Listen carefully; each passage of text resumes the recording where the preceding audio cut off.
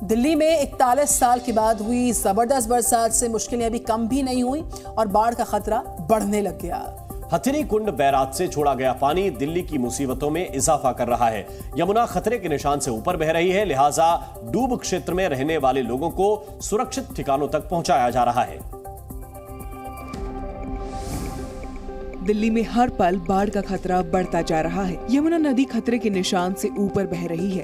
हथिनी कुंड barrage से छोड़ा गया पानी तेजी से यमुना के जलस्तर को बढ़ा रहा है। जो यमुना है उसका लेवल आप देखेंगे कि बताया जा रहा है कि जो खतरे का निशान है उसको छूते हुए आगे बढ़ गया है, जो कि 205.40 जो है उसको टच कर गया है और खतरे का जो निशान है वो 205.33 है। रात 11 बजे दिल्ली में यमुना का जलस्तर 206 मीटर के ऊपर पहुंच गया। लिहाजा दिल्ली के सीएम अरविंद केजरीवाल ने डूब क्षेत्र के इलाकों के हालात की जानकारी अफसरों से मांगी। हालांकि डूब क्षेत्र के लोगों को हटाने का काम देर रात तक जारी रहा। आशंका जताई जा रही है कि आज सुबह यमुना के तटीय इलाके जलमग्न हो सकते हैं। दिल्ली में यमुना का जलस्तर अगर 207.49 के ऊपर पहुँच जाता है तो आशंका जताई जा रही है कि हालात बेकाबू हो सकते हैं। हालांकि केंद्रीय गृह मंत्री अमित शाह ने बाढ़ के अलर्ट को देखते हुए दिल्ली के एलजी से हालात का ब्यौरा मांगा और हर संभव मदद का भरोसा भी दिया। और हिमाचल प्रदेश में भारी बारिश से बीते 24 घंटे में 18 लोगों की मौत हो चुकी है और अभी आशंका जताई जा रही है कि आने वाले 24 घंटे और भारी साबित हो सकते हैं। हिमाचल के 6 जिलों में भारी से अति भारी बारिश का अलर्ट जारी किया गया है। हिमाचल प्रदेश में मूसलाधार बारिश का कहर जारी है। बीते 2 दिनों से लगातार हो रही भारी बारिश की वजह से हिमाचल के मंडी और कुल्लू में हालात बेहद खराब हैं। हिमाचल में 1 दर्जन से ज्यादा छोटे बड़े पुल बह गए और सैकड़ों मकानों को नुकसान पहुंचा है। हिमाचल प्रदेश में भूस्खलन से 828 सड़कें बंद है। करीब 5000 बिजली के ट्रांसफार्मर भी बंद हो गए हैं। बारिश की वजह से शिमला कालका रेल रूट पूरी तरह से ठप है। बारिश से पिछले 24 घंटों में 18 लोगों की मौत हुई है। 1007 बसों के रूट रद्द कर दिए गए हैं। हिमाचल में नदी नाले उफान पर हैं। चंबा, कुल्लू, शिमला, सिरमौर, सोलन और मंडी में भारी बारिश की वजह से जनजीवन अस्त व्यस्त है। साथ ही मौसम विभाग ने 6 जिलों में बाढ़ की चेतावनी जारी की है। बारिश ने हिमाचल में बीते कई सालों के रिकॉर्ड तोड़ दिए हैं। कल से इस बारिश में काफ़ी कमी आ जाएगी, क्योंकि पिछले 3 दिन से लगातार बारिश हो रही है और करीब 30% जो बारिश है जो पूरे मानसून में होती है लगभग 3 दिनों में हो गई है, तो उससे जो है एकदम से बहुत से एरियाज में असर पड़ा है। तो हिमाचल के बाद अब बात उत्तराखंड की करते हैं। उत्तराखंड में भी भारी बरसात से हालात बेकाबू होते नजर आ रहे हैं। मौसम विभाग ने कुमाऊं रेंज के 6 जिलों में भारी बारिश का अलर्ट जारी किया है। सीएम पुष्कर सिंह धामी ने आपदा प्रबंधन के हालात का जायजा भी लिया है। उत्तराखंड में आसमान से बरस रही आफत से हालात बेकाबू हैं और मौसम विभाग ने एक बार फिर से भारी बारिश का अलर्ट जारी किया है। कुमाऊं रेंज में बारिश का ऑरेंज अलर्ट जारी किया गया है। हिमाचल में जो बारिश का इम्पैक्ट रहा है वो अब उत्तराखंड की ओर शिफ्ट हो रहा है, लेकिन हिमाचल की तरह बहुत बड़ा नुकसान तो उत्तराखंड में नहीं होगा, लेकिन अच्छी खासी बारिश यहाँ पर देखने को मिल सकती है। उत्तराखंड के हालात का जायजा लेने के लिए सीएम पुष्कर धामी का एक्शन लगातार जारी है। पुष्कर धामी देर रात सचिवालय के कंट्रोल रूम पहुंचे और आपदा प्रबंधन की स्थिति का जायजा लिया। सीएम धामी ने सभी अफसरों को निर्देश दिए हैं कि 24 घंटे एक्टिव मोड में रहें, ताकि कहीं भी हालात बिगड़ने से पहले राहत पहुंचाई जा सके। जल स्तर बढ़ रहा है तो वहाँ पर भी, और जहाँ सामान्य स्थिति वहाँ पर भी कहीं सड़कें बंद हो गई, उस पर पूरी नज़र है। जहाँ पर जैसी आवश्यकता होती है उस प्रकार से लोग समन्वय भी यहाँ से कर रहे हैं। मौसम विभाग के मुताबिक हिमाचल में हो रही बारिश का असर कुमाऊं रेंज पर भी पड़ेगा। उधर पंजाब हरियाणा में भी बाढ़ का खतरा बरकरार है और भारी बारिश का अलर्ट भी जारी किया गया है। खास तौर से हरियाणा की बात करें तो यहाँ भी भारी बरसात ने लोगों की परेशानियों को बढ़ा दिया है।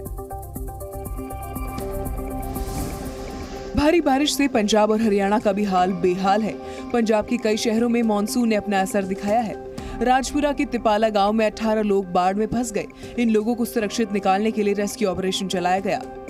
वहीं राजपुर में SYL नहर का पानी भी गांवों और शहरी इलाकों पर असर डाल रहा है। इधर गुरुग्राम में भी जल भराव के हालात पर जी न्यूज ने पड़ताल की और जी न्यूज की टीम ने जल भराव के कारणों की हकीकत भी खोज निकाली।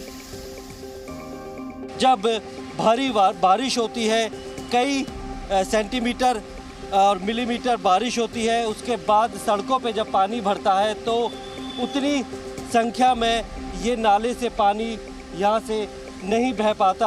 और यही वजह है कि गुरुग्राम की सड़कों पर न सिर्फ पूरी तरीके से जल भराव हो जाता है, बल्कि उसकी वजह से कई किलोमीटर लंबा जाम भी लग जाता है। बहरहाल मौसम विभाग ने हरियाणा और पंजाब के लिए भी येलो अलर्ट जारी किया है और माना जा रहा है कि आने वाले कुछ दिनों तक भारी बारिश का कहर लोगों की परेशानी में इजाफा करता रहेगा।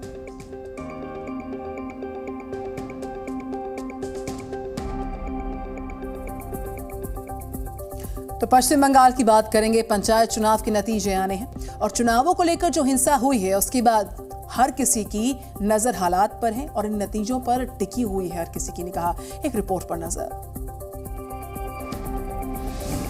बंगाल में पंचायत चुनाव के दौरान हिंसा की जो तस्वीरें दिखी वो किसी से भी छिपी नहीं है। बैलेट बॉक्स तोड़ने, बैलेट पेपर जलाने और पुलिस पर हमले की कई तस्वीरें सामने आ चुकी हैं। आज बंगाल में पंचायत चुनाव की मतगणना का दिन है। वोटों की गिनती सुबह 8 बजे शुरू होगी। सभी मतगणना केंद्रों पर केंद्रीय बलों की तैनाती होगी और सीसीटीवी कैमरे लगाए जाएंगे। बंगाल चुनाव को लेकर बीजेपी ने 4 सदस्यों की कमेटी बनाई है जो आज पश्चिम बंगाल जाएगी और हिंसा प्रभावित इलाकों का दौरा करेगी। ये बहुत पीड़ा की बात है कि 39 लोग मर जाते हैं। ये लोकतंत्र है, लोकतंत्र की बात आप करते हैं और आप कैसा लोकतंत्र हो रहा है बंगाल में, और बाकी विपक्षी दल क्यों शांत हैं? क्या सीपीआई, क्या सीपीएम, क्या राहुल गांधी और ममता जी नरेंद्र मोदी पर आरोप लगाती हैं कि लोकतंत्र का गला घोटा जा रहा है? तो हम जाएंगे, देखेंगे, हम उम्मीद करेंगे हमें जाने दिया जाएगा। इस बीच हिंसा को लेकर सोमवार को गवर्नर ने अमित शाह से मुलाकात की है।